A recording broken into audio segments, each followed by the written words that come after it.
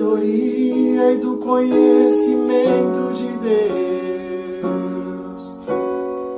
Quão insondáveis são os teus juízos, quão impenetráveis os teus caminhos. Quem, pois, conheceu a mente do Senhor? Ou quem foi seu conselheiro? Ou quem primeiro deu a ele para ser restituído?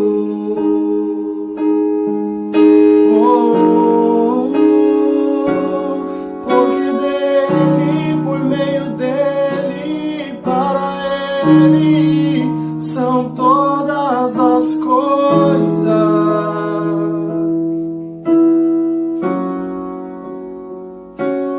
Porque dele, por meio dele, para ele são todas as coisas.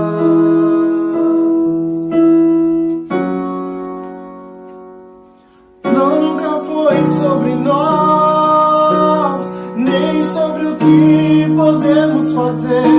É tudo sobre o Senhor, tudo para o Senhor Jesus. Não, nunca foi sobre nós, nem sobre o que podemos fazer. É tudo para o Senhor, tudo para o Senhor Jesus. E quem sou eu? E o que eu tenho para te oferecer? É tudo sobre o Senhor, tudo para o Senhor Jesus.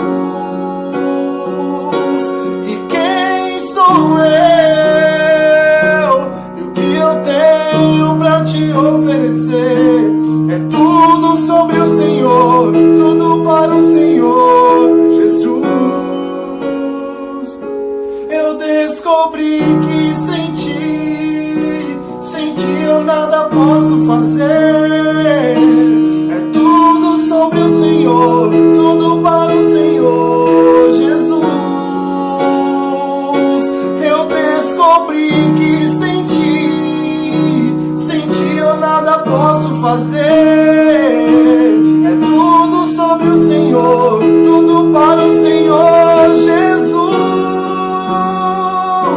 Tu és santo, santo, santo, santo, santo, santo. É tudo sobre o Senhor, tudo para o Senhor Jesus. Tu és santo, santo, santo, santo, santo, santo. É tudo sobre o Senhor, tudo para o Senhor Jesus.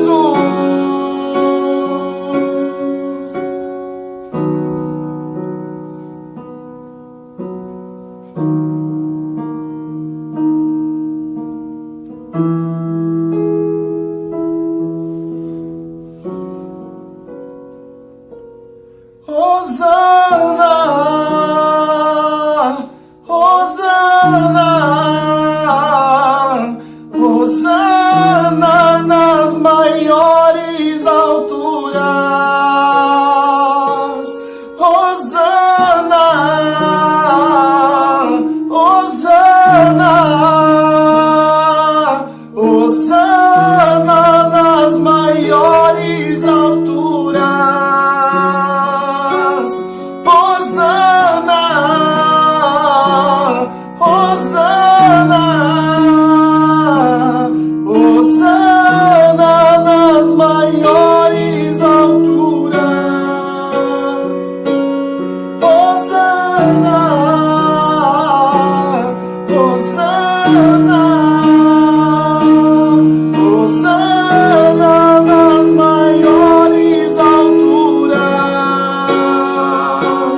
Porque dele, por meio dele, para ele são todas as coisas, e a ele depois a glória eternamente. Porque dele, por meio dele, para ele são todas as coisas.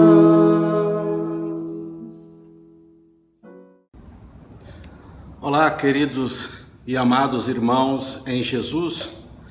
É um prazer muito grande da minha parte, da parte do nosso Deus, em estar falando com os irmãos, para os irmãos, da parte do Senhor. Eu sou o pastor Misael, sou pastor na Igreja Presbiteriana de Búzios, hoje campo missionário, plantio de igreja mesmo, cidade de Armação dos Búzios, fica no norte do estado do Rio de Janeiro, jurisdição do Presbitério de Cabo Frio e Sínodo Costa do Sol. Também sou pastor e autor, coordenador do Projeto Macedônia. O Projeto Macedônia foi organizado oficialmente no dia 31 de agosto de 2008. O Projeto Macedônia é uma visão missionária que harmoniza ortodoxia com ortopraxia na missão da Igreja brasileira. Ou seja, é uma visão missionária que procura estreitar o púlpito da vida, harmonizar, criar um elo entre o ensino e a prática da igreja. Antes que eu passe a ler um texto da palavra do Senhor neste mês de agosto, que é o mês missionário da igreja, eu gostaria de contar alguma coisa, porque missionário tem sempre muitas histórias para contar. Eu creio que todos nós, independente de sermos missionários ou pastores ou pessoas comuns, temos nossa história. No entanto, o missionário que vive em contextos diferentes, prega em contextos diferentes, tem mais histórias, e histórias às vezes até incríveis. Muitos nem acreditam no que se diz.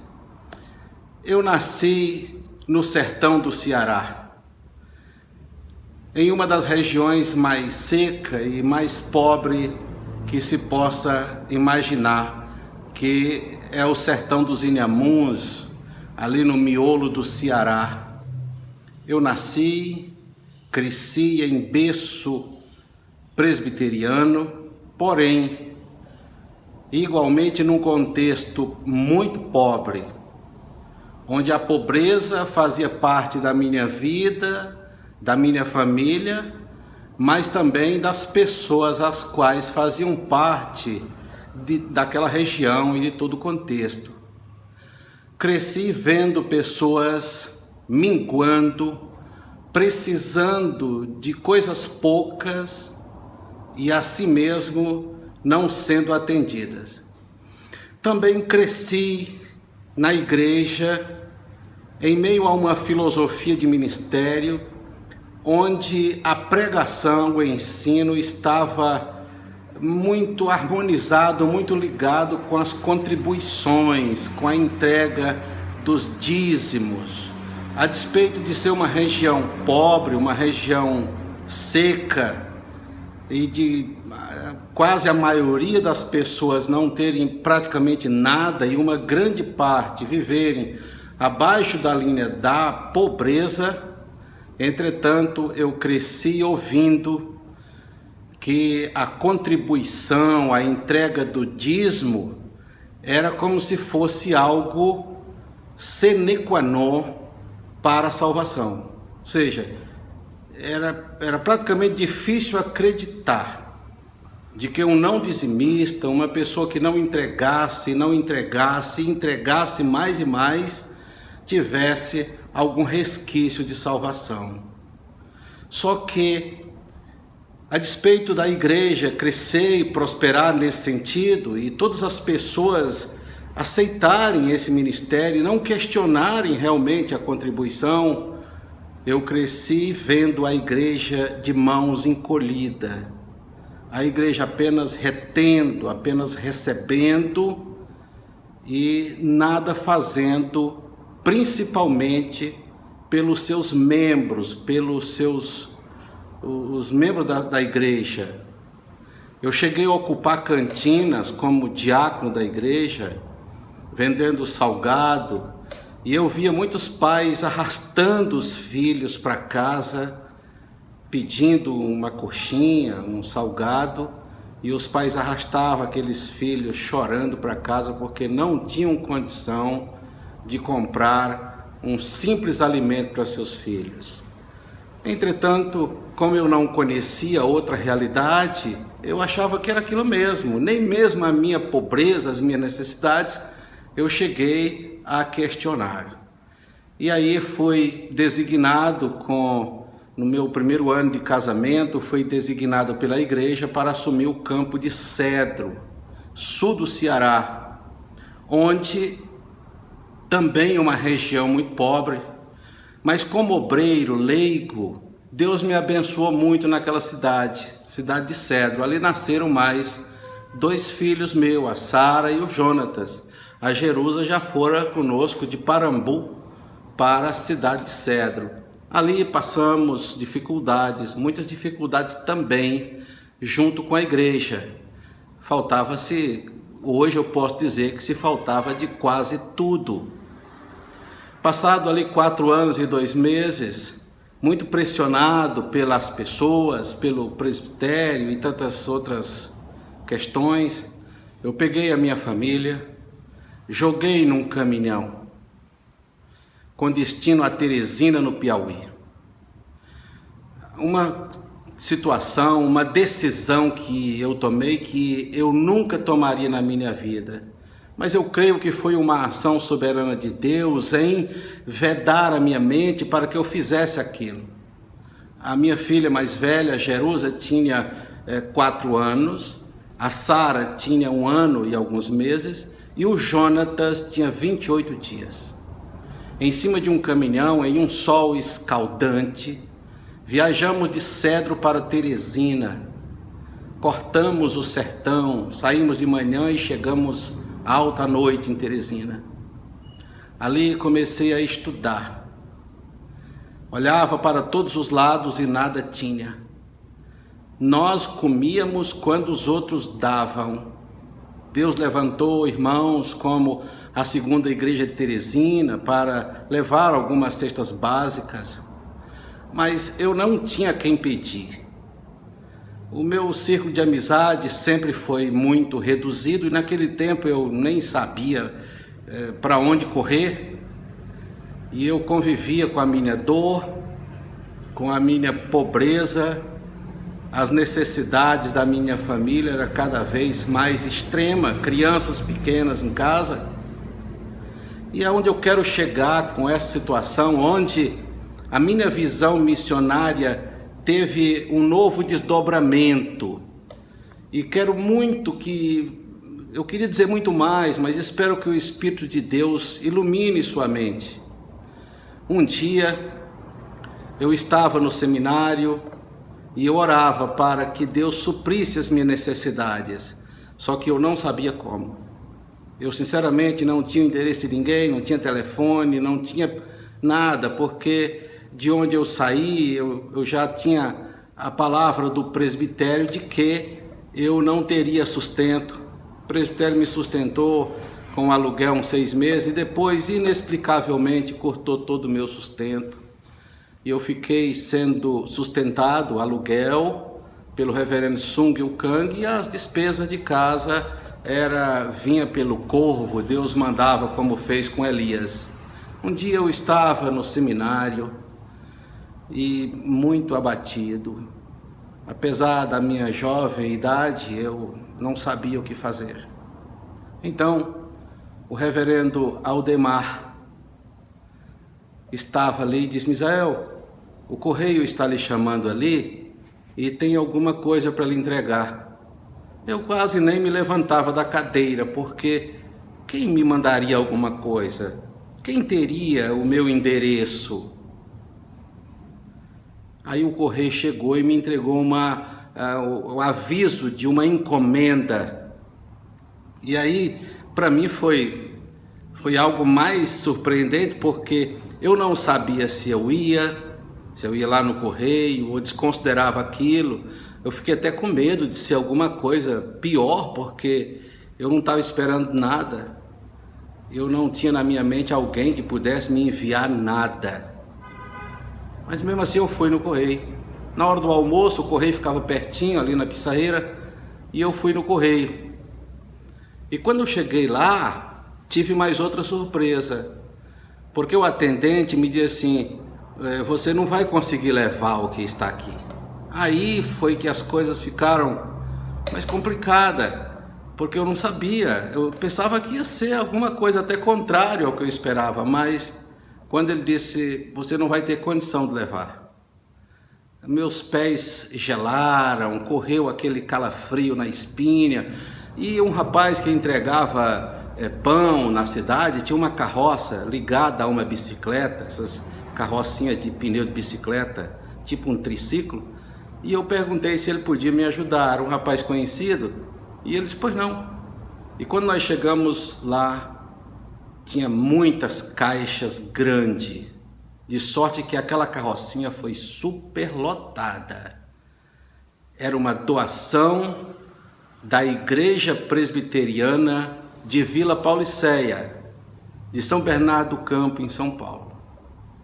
Mas aquilo, além de dar uma grande alegria, porque quando eu cheguei em casa era tanta coisa, minha esposa abriu aquelas caixas e começou a distribuir roupas, tirar roupas para ela, para os meninos, para mim, e sobrou tanta roupa, tantas doações, gravatas, que nós ainda levamos uma quantidade grande para o campo missionário de regeneração, onde nós dávamos assistência ali como seminarista do seminário de Teresina. Mas depois eu fiquei pensando, quem foi o autor desta ação? E aí foi quando eu tomei conhecimento que o seminarista Aldemar, que também estudava no seminário e que certamente passava por suas necessidades, ele viu a minha dor, ele contemplou a situação da minha casa, entrou em contato com os irmãos da igreja de Vila Pauliceia, que agiram imediatamente. Meus irmãos, até então, a minha mente estava completamente fechada para este ato missionário, esta ação de Deus. Eu nunca tinha pensado nestas coisas. Baseado nisso, eu quero apresentar um texto da palavra do Senhor, que está na primeira carta do apóstolo João, no capítulo 3 e o versículo 17.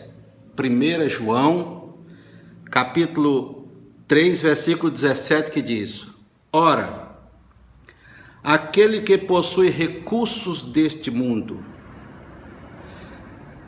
e vier a ver o seu irmão a passar necessidade e fechar-lhe o seu coração, como pode permanecer nele o amor de Deus? Vou ler de novo. Ora, aquele que possui recursos deste mundo e ouvir seu irmão padecer necessidades e fechar-lhe o seu coração, como pode permanecer nele o amor de Deus? Vamos pensar no texto. A primeira situação é que você foi à casa de um irmão, ou por alguma outra circunstância, você tomou conhecimento da situação degradante, da situação que aquele irmão está passando. Logo você constatou que teria recursos para solucionar o problema. Vamos pensar aqui, uma conta de luz chegou na casa do irmão e o irmão estava com a energia cortada e vivendo aí na escuridão e com as privações que a falta de energia causa, mas que você, ao tomar conhecimento daquela situação, também tem recursos para resolver aquele problema. E não resolveu? A palavra de Deus diz: como é que pode permanecer nele o amor de Deus? O reverendo Aldemar, que por coincidência tão gloriosa da parte de Deus, hoje é pastor na igreja presbiteriana de Vila Pauliceia, ele agiu conforme esse texto. Ele viu minha situação, eu não contei nada para ele, e não contei para ninguém, porque eu não tinha para quem contar. Inclusive eu tinha até vergonha de contar a minha situação. Mas ele e outros irmãos, também muito ligado a nós no seminário, mas o reverendo Aldemar, ele viu minha situação, não podendo resolver, porque era também um seminarista, mas ele conhecia meios que podia me ajudar, que podia resolver a minha situação. Esta é uma lição que eu nunca vou esquecer. A partir daquele momento, eu entendi que ser igreja de Jesus é muito mais do que ir e vir para casa nos dias de culto. Eu aprendi que muitas das minhas necessidades, muitos dias de fome, escassez, que eu e minha família passamos, e que muitos irmãos que passaram e que passam e que ainda hoje sofrem necessidade, eles não precisariam passar. A igreja é culpada. A igreja de hoje tem condição de, no mínimo, amenizar o sofrimento daqueles que professam a mesma fé. É certo que a igreja não pode resolver os problemas sociais do mundo. Não estou aqui dizendo que o papel da igreja é este.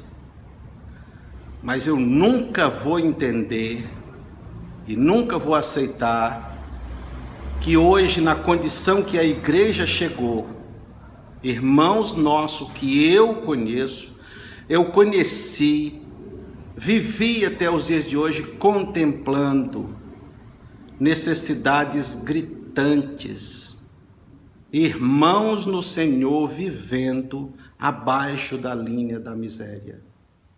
Até Deus usar o reverendo Aldemar como instrumento de Deus para redirecionar a minha visão cristã, eu nunca tinha pensado nas necessidades dos campos.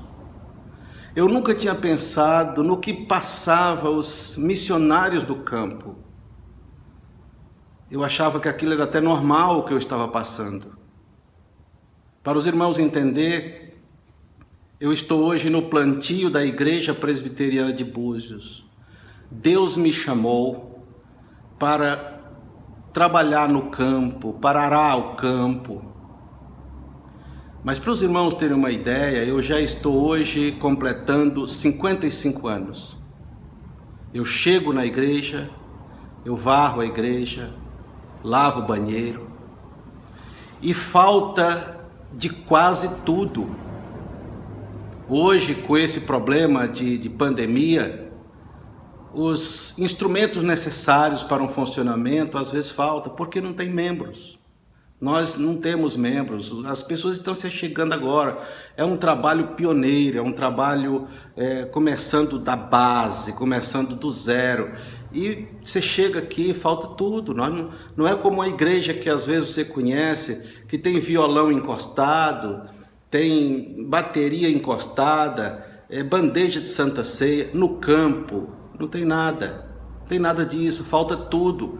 E muitas vezes, na grande maioria, o missionário tira do seu próprio sustento para o sustento do campo, para o sustento de irmãos que ali chegam. Mas uma coisa eu aprendi a partir deste ato.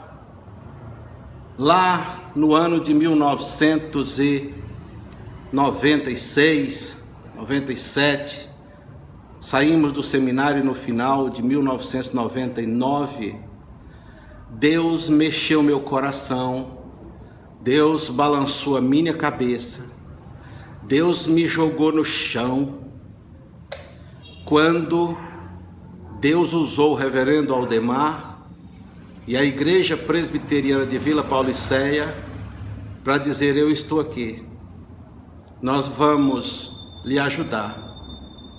Na cidade de Água Branca, eu fiquei ali durante os tempos de estudo, conheci muitos bons irmãos que ainda hoje eu tenho contato, mando umas pequenas ajudas para eles, principalmente em Bíblias. Mas lembro do irmão Pedro, um servo de Deus, servo de Jesus, que quantas vezes chegava da roça cansado, passava para a cozinha e eu ficava na sala ardendo em fome, e eu via lá fritando, aquele cheiro, e quando ele trazia a mesa, às vezes era uma lambari para mim e para ele, o que se chama lá no Nordeste de uma piaba, peixinho pequeno. Nós dividíamos em meio, um pouco para mim, um pouco para ele, com farinha, às vezes com um arroz que ele mesmo cultivava. Certo dia na igreja, eu estava com tanta fome ali na cidade de Água Branca, e eu queria tanto que aquele culto terminasse logo, para me voltar para Teresina. E eu nem sei como é que eu preguei, porque eu tenho um problema com fome. Quando a fome chega, eu começo a ficar com as pernas frias, correr um suor esquisito, e eu fico preocupado, aquilo sobe para minha mente, porque eu vejo que alguma coisa ruim vai acontecer. Então eu acelerei o trabalho, o culto, e depois, quando fui passando na porta, que eu tinha que pegar o ônibus, que era para viajar para Teresina, 105 quilômetros. Quando eu passei na porta, eu disse: ô irmão Pedro, eu quero lhe dizer uma coisa, o irmão não sabe como é ruim pregar com fome, de barriga vazia. O querido irmão Pedro estava na porta e disse: pastor Misael, eu não era pastor, mas ele me chamava pastor Misael, ou irmão Misael, eu quero lhe confessar uma coisa, não existe algo tão ruim do que ouvir a pregação, assistir um culto de barriga vazia. John Stott diz que um homem faminto não tem ouvidos, uma pessoa com fome não tem ouvidos. Portanto, baseado em Romanos 12, nosso desafio em Cristo, mandado missionário é: se o teu inimigo tiver fome, dele comer primeiro e depois evangelize. A ordem missionária, a ordem do Senhor é primeiro acudir às necessidades do nosso próximo, para depois lançar-lhe a rede, a palavra de Deus. O que eu aprendi na maior parte da minha vida foi apenas o ensino da palavra, descredenciado, dissociado de qualquer ajuda financeira, de qualquer compromisso financeiro. Outro texto que eu quero compartilhar com os irmãos, e quero que vocês apreciem muito isso, se não der para apreciar aqui, é Isaías 58, a partir do versículo 5. Isaías 58, a partir do 5, diz assim: seria este o jejum que escolhi? Que o homem um dia aflige a sua alma, inclinando a sua cabeça como junco, e estenda debaixo de si pano de saco e cinza? O texto diz: chamaria tu isto jejum e dia aceitável ao Senhor? E o versículo 6 do capítulo 58 diz: porventura, não é este o jejum que escolhi, que solte as ligaduras da impiedade? O Senhor está dizendo: será que não seria este o culto aceitável, o culto que eu aceito? Que vocês soltem as ligaduras da impiedade, desfaças as ataduras da servidão, deixe livre o oprimido e despedace todo jugo. Porventura não é também que repartas o teu pão? Versículo 7.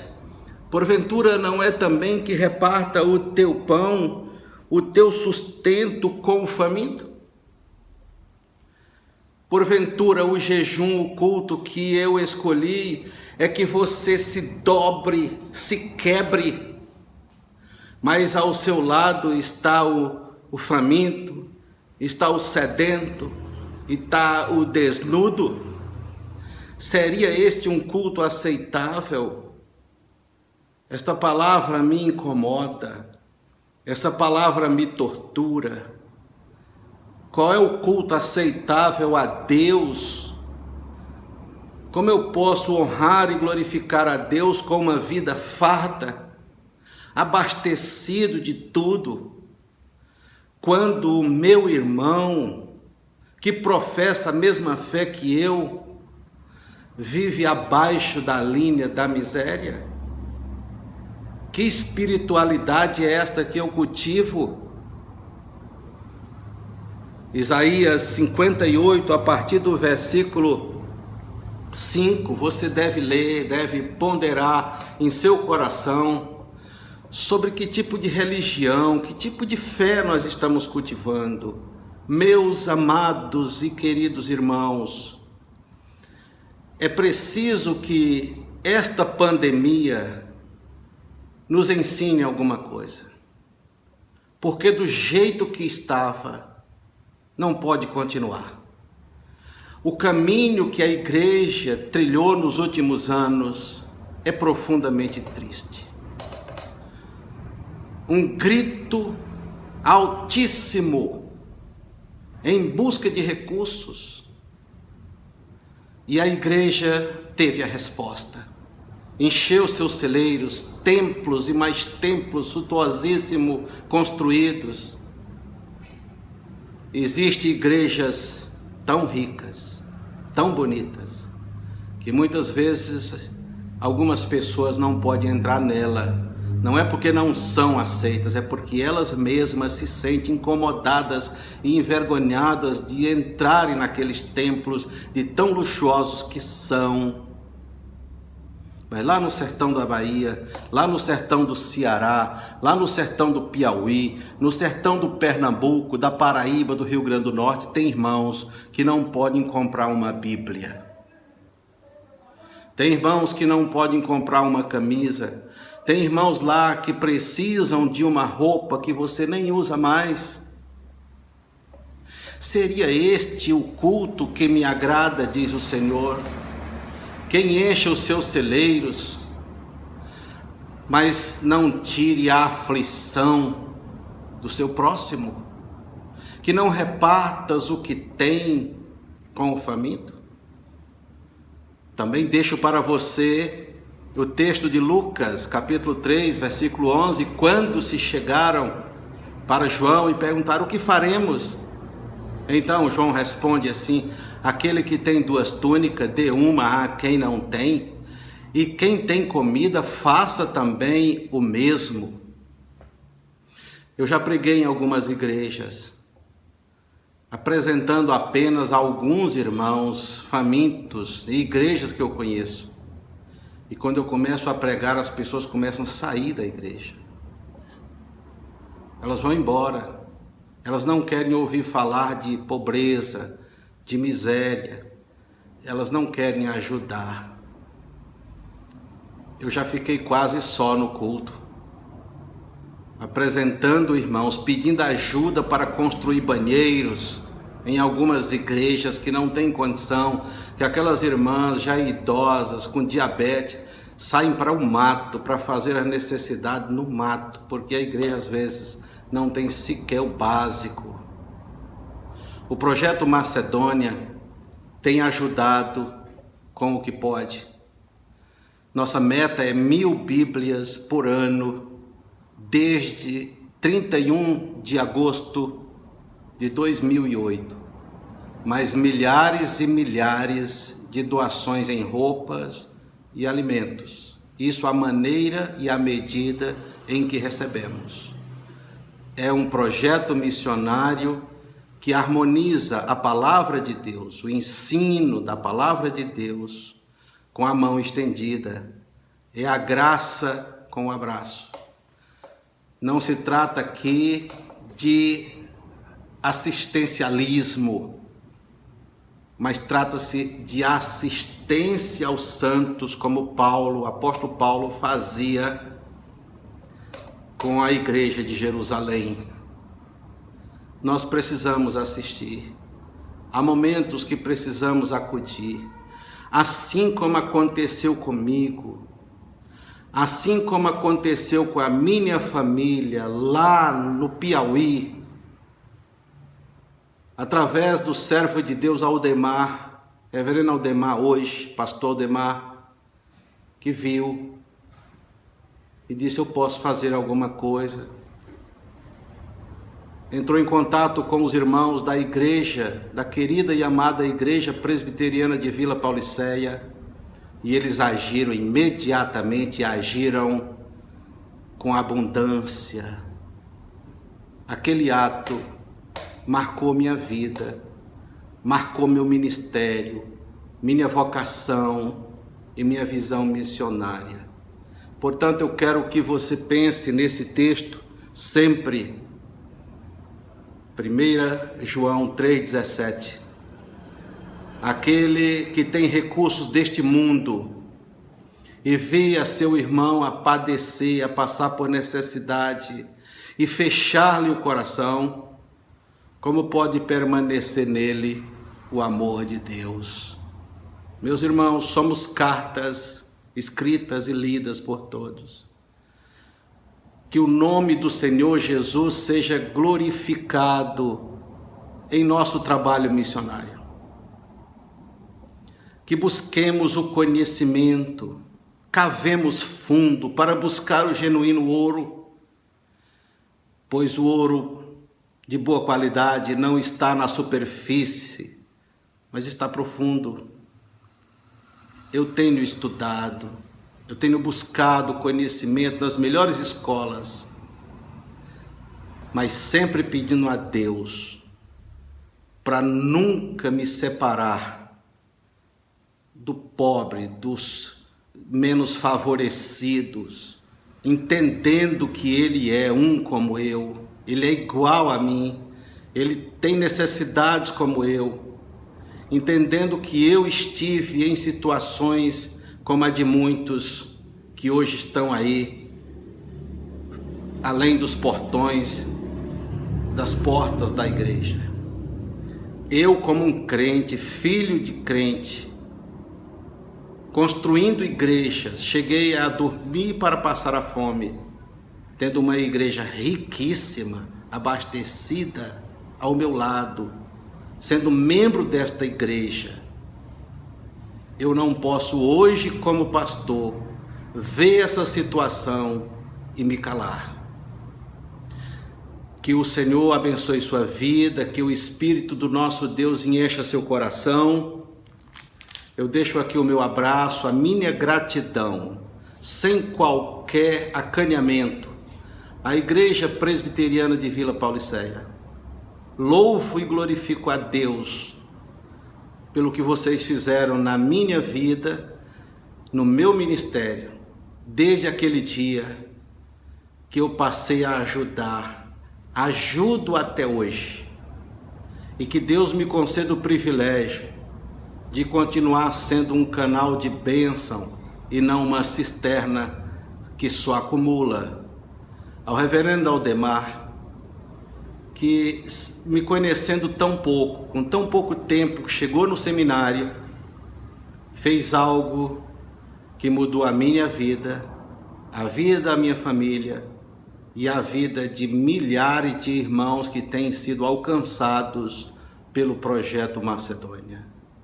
Que o Espírito do nosso Deus balance sua vida, seu coração, redirecione a sua visão cristã, e que após esses dias tão cinzentos de pandemia, possamos ser, como disse Billy Graham, Deus nos deu duas mãos, uma para receber e a outra para dar.